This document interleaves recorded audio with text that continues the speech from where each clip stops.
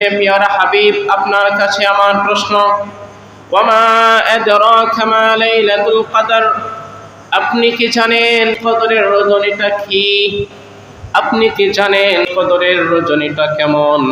লাইলাতুল কদরি খায়রুম মিন আলফি শাহর, কদরের রাত্রিটা হলো এমন একটা রাত্রি, খায়রুম মিন আলফি শাহর, হাজার মাসের চেয়েও কদরের রাত্রিটা আল্লাহ তাআলা উত্তম করে বানিয়ে দিলেন। এই সূরাটি নাযিল করার মাধ্যমে প্রিয় রাসূল সাল্লাল্লাহু আলাইহি সাল্লাম সাহাবাদের মধ্যে সুসংবাদ জানিয়ে দিলেন, সাহাবারা আমার, শুনে শুনো, আল্লাহ তাআলা তোমাদের মনের ব্যথা, তোমাদের মনের আফসোস, তোমাদের মনের আকাঙ্ক্ষা আল্লাহ তাআলা বুঝতে পেরেছেন।